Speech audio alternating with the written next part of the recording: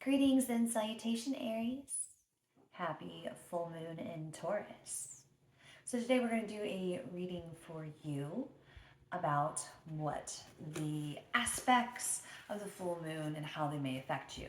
So, people think that full moons are a portal and, they're going to cause life changing events to happen. And I mean, maybe that does happen occasionally, but for the most part, it's probably a little bit more subtle energy. But there definitely is something going on. And to really get deeper into that, we want to deep dive into your chart a little bit more. So, it's a full moon in Taurus, and it is happening in your second house, Aries, which happens to be the Taurus house ruled by Taurus. So because the full moon is in the sign that your house ruler, and it's in the house that's happening, it's going to be affecting you a little bit deeper. Um, so the second house is your house of resources, your house of security, and since the moon is in the second house, the sun is in the eighth house, which is ruled by Scorpio, which is basically like kind of the great unknown and the other. So it is, what is it? It's death, taxes, transformation, and other people's money. So I feel like there could be some sort of, it might not even so much be an event that happens externally. It could just be something bubbling up to the surface for you, like along the axis of kind of your resources and security and the great unknown, and kind of like how you deal with that. Um, let's go ahead and deep dive into some cards and we'll get a better idea of how that's affecting you. We're going to start off with some Moonology cards. Full moon. Why not go with Moonology?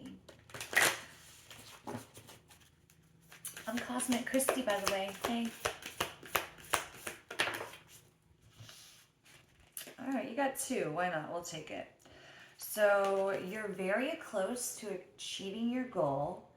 Gibbous moon, which is when the moon is almost full, I want to say. And then look at the bigger picture of full moon in Sagittarius. Full moon in Sagittarius would be happening in June. So we've got looking at the bigger picture, and you're very close to achieving your goal. So that could have something to do with, I would say, probably like long-term success. And again, like resources and security versus the great unknown. I mean, the future is the ultimate great unknown, and of course we all want to be successful, secure in our future, stable. So it makes sense that, these would be things that people would think about. We're looking at the bigger picture and we're very close to achieving our goal. Let's get one card for each. So looking at the bigger picture, tell me more. Page of Wands. He is a pure energy of fire, of determination, initiation, very enthusiastic. So on the bright side, yeah, he's there, like he is gung-ho, he's ready to start. But on the unbright side, he could be a little quick to rush, maybe hasty. Pages are often messengers, so we could be getting a message about this bigger picture. Sagittarius fire sign, Page of Wands is the, again, pure energy of fire. Very close to achieving your goal, gibbous moon. This is Temperance, and it is ruled by Sagittarius. So interesting. You know, perhaps there has some sort of Sagittarius in your life, some type of fire energy, or there could be something happening in Sagittarius season, um, which would be very, very soon. The next full moon would be the full moon that happens while we're in Sagittarius season. It wouldn't necessarily be the full moon in Sagittarius, but there could be some sort of relevancy here to the next full moon, and maybe you achieving this goal because you were able to see the bigger picture here.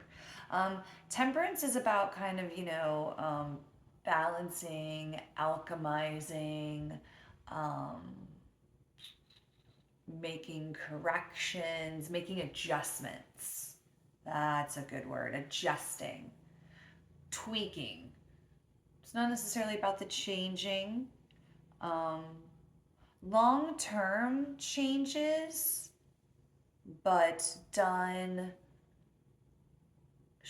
like in short, but done in small adjustments over time. And I think if we can do those things and we can see the bigger picture, then we can get that's what you're aiming for that security that you seek and we all seek, Aries. Um, Tell me more about this Page of Wands. You got the Fool. So, I mean, definitely something is telling you to go for it if there is some opportunity. Um, Again, like resources, but like the major resources, like your house, your car, um, like your children, like your children's tuition payments. I don't know, for some reason that came to mind. Because again, like that would be something that you would be worried about in the future. Um, I do feel like that this is telling you like enter into things a lot more openly, to be a lot more optimistic if you are worried about anything on this little axis here. Can I have one for Temperance? Wheel of Fortune. All right. So again, it's the Wheel of Fortune. Sometimes, just like the show, sometimes you go bankrupt. Sometimes you win a fabulous vacation. Sometimes you just lose a turn. Sometimes, it's just $200 and you buy a vowel and you lose that $200 because it costs $200 to buy a vowel. It's the Wheel of Fortune. It's just kind of, it's the unknown. And it's ruled by, oh, who are you ruled by? 10.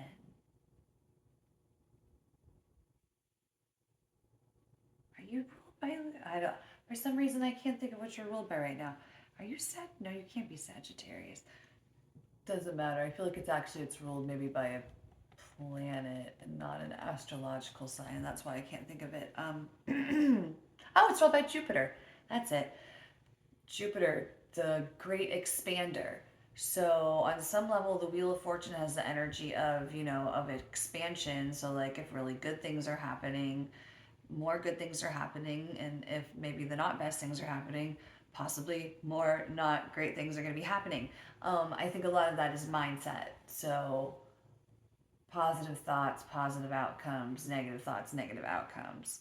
Um, and also just when we're out of alignment is also, we don't necessarily have to be thinking negatively, but just like not actively working on being positive and actively working on moving forward and actively working on becoming a better person. When we come out of alignment, that's when bad things can happen to us. Those unexpected bad things that we created ourselves. Um, All right, let's get one more overall energy. Any advice for Aries here? Nine of Pentacles. I mean, I do see this as a singular success card. And sometimes when you take it on yourself to be successful on your own, it can be a little bit more difficult. All of the cards here are single entities. There's no, there are only one person in each card. Um, so I do see success in your future. I don't think that you really have anything to worry about. Um, she has that hawk there, and hawks move with precision.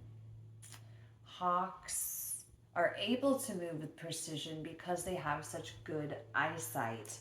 This card also talks about having good foresight. She's successful because she was able to see things before they happened, so to speak. Like, somebody that can like play the stock market well, that kind of energy. Um, yeah, I don't think you have anything to worry about with this, resources, security, great unknown access. Um, if anything, I think it's just telling you to look at the bigger picture and to stay positive and to keep charging towards your goal, whilst making those little adjustments. That's what's going to make all of the difference for you. Let's pull a spirit animal just because it's fun, right? What animal spirit message do we have for the fiery sign of Aries? A lot of fire here. I don't see this as being a terribly intense moon for you on an emotional level, so that's good.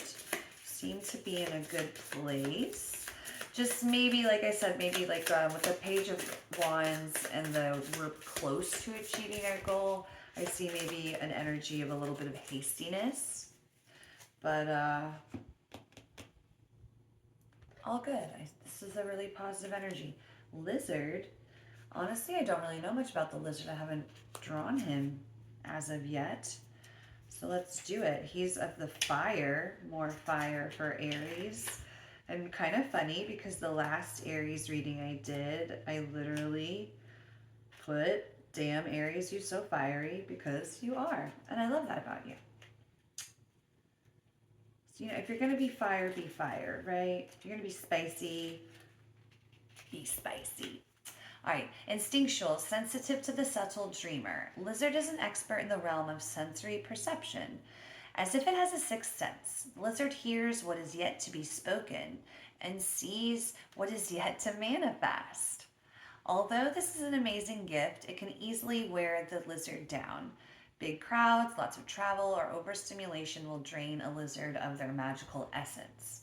This card is an indication to pull back from the bright lights in big city and to return to the inner artist who's been whispering your name. To bring it to balance, you need a creative project. If it's out of balance, you can be elusive, non-committal, and flaky. But if you're in balance, it's artistic, telepathic, and spiritual. Remember what I said in this Nine of Cups, that, it's almost the sixth sense that you can see what has yet to be spoken and see what is yet to manifest. And we're looking at that bigger picture. This is a really interesting energy here.